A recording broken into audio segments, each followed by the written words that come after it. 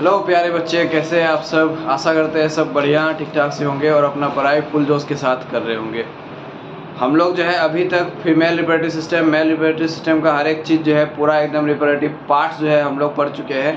आज हम लोग जो है पढ़ने जाएंगे स्पर्माटोजेनेसिस, जो है बहुत ही कंसेप्चुअल, बहुत इंटरेस्टिंग, बहुत इंपॉर्टेंट VVI टॉपिक है। ये बोर्ड्स एग्जाम के लिए भी है, नीट के लिए भी जो है बहुत इंपॉर्टेंट ये टॉपिक है। इसके बारे में हम लोग पढ़ने जाएंगे आज, ठीक है। स्पर्माटोजेनेसिस प्रोसेस, देखो क्या होता है स्पर्माटोजेनेसिस।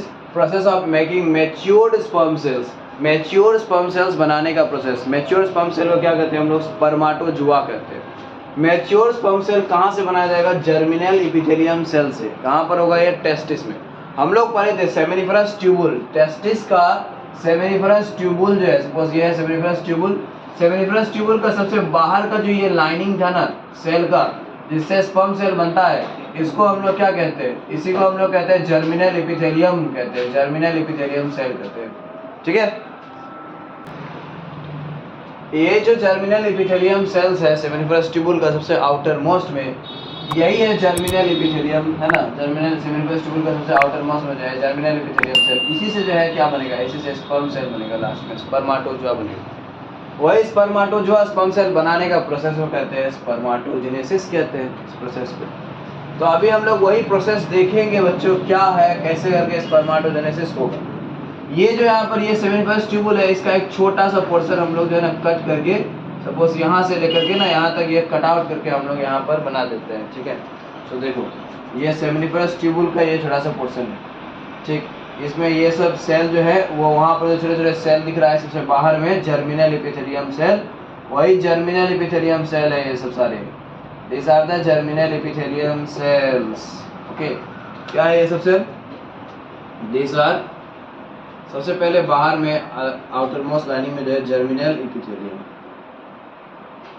Germinal epithelium cells. Now you see, ये जर्मिनल एपिथेलियम सेल जो है it will absorb nourishment from the surrounding, surrounding से अपने अगल बगल से नरिशमेंट एब्जॉर्ब करेगा। नरिशमेंट एब्जॉर्ब करके ये बनेगा primordial germ cell, nourishment absorb करके। सपोज ये सेल है, ये अपने सराउंडिंग से ना नरिशमेंट एब्जॉर्ब किया, नरिशमेंट एब्जॉर्ब करके ये जो है एकदम it will become bigger in size, larger in size to form the primordial germ cell, PRIMORDIAL, primordial germ cell. और ये जो प्रिमोर्डियल जर्म सेल है ना, now it is capable of undergoing division. ये जो है अब सेल डिवीजन कर सकता है, सेल डिवीजन करने के लायक ये बन चुका है।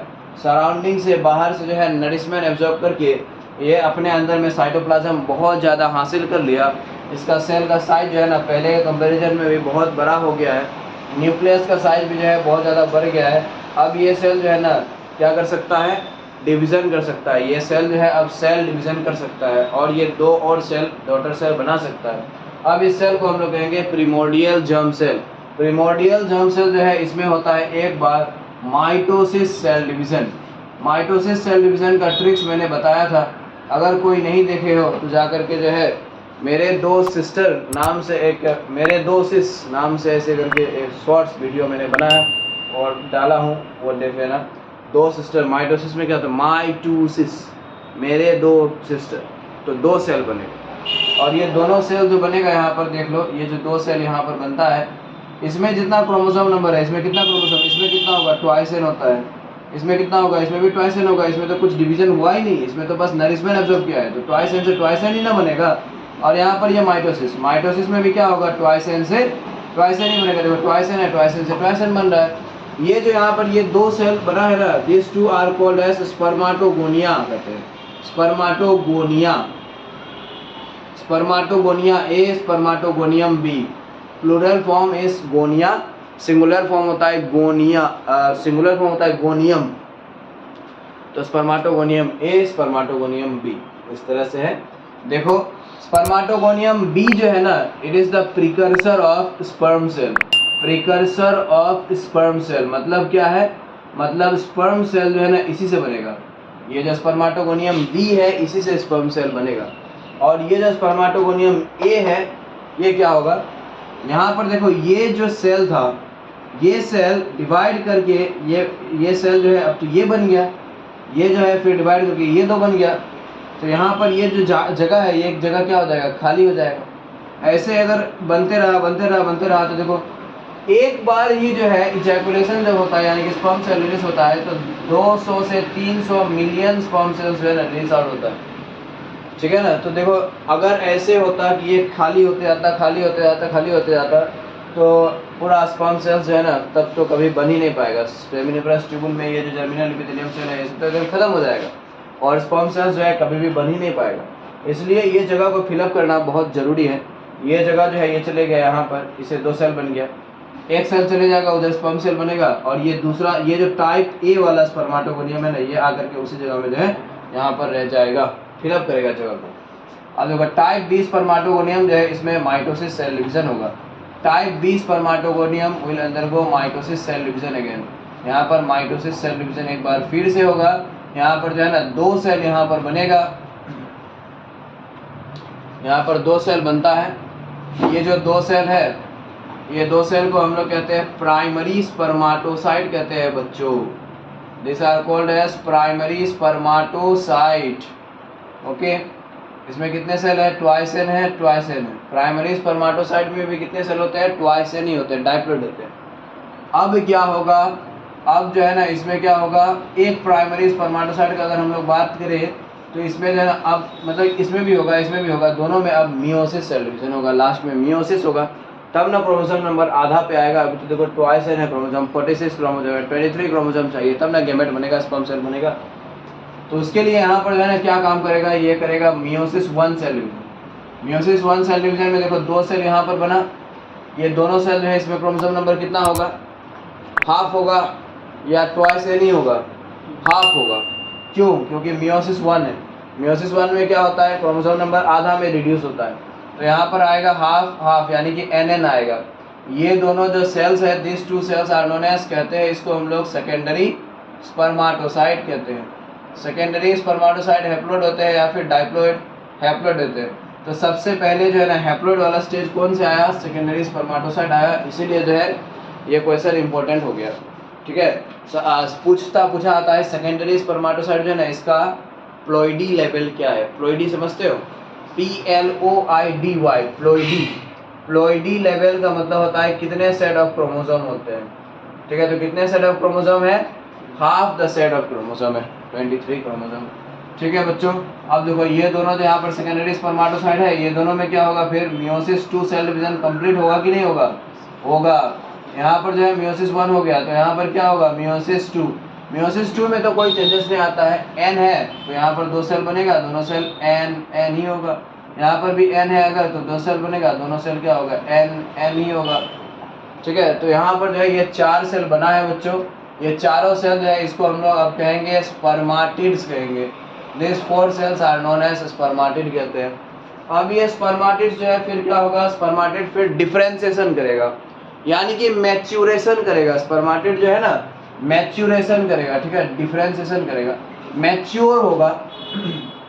यहाँ पर अभी देख रहे हो, यहाँ पर जो है ना स्पर्म सेल कहाँ है, स्पर्म सेल तो अभी नहीं है, अभी तो बस स्पर्माटिड बना है। स्पर्माटिड जो है ना हम लोग का नॉर्मल सेल की तरह ऐसे गोल गोल गोल गोल जैसे नॉर्मल सेल होता है ना वैसे ही होता है।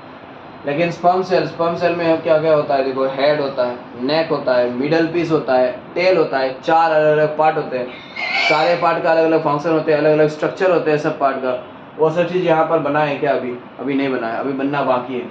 यहाँ पर स्पर्माटिड जो है ना इसमें क्या होगा, spermatid will undergo the process of differentiation.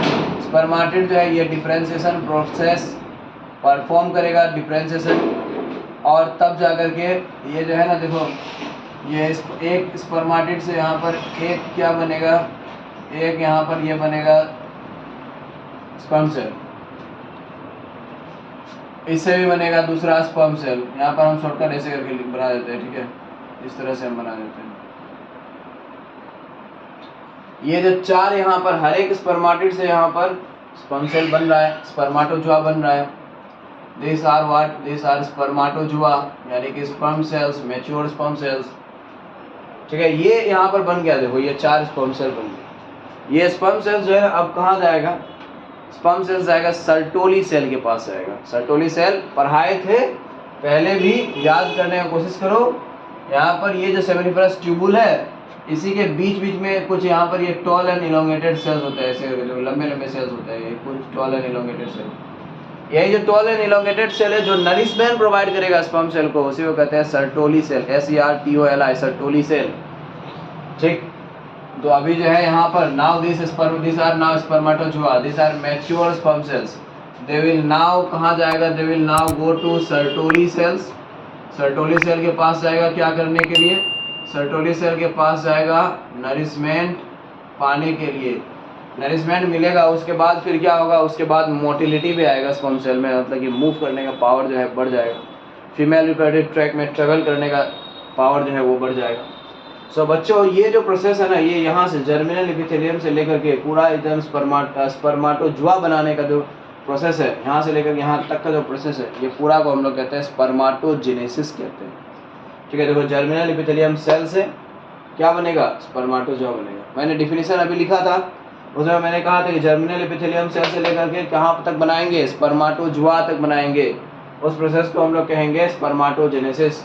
अब देखो स्पर्माटोजेनेसिस यहाँ से लेकर के यहाँ तक है, लेकिन यहाँ से लेकर के यहाँ तक का भी एक प्रोसेस है, देख रहे हो यहाँ पर कौन सा प्रोसेस चल रहा है, ये स्पर्माटिड जो है इसमें कौन सा प्रोसेस होकर के तब स्पर्माटोजुआ बनता है, डिफरेंशिएशन प्रोसेस होता है, डिफरेंशिएशन प्रोसेस होकर के तब स्पर्माटोजुआ बनता है।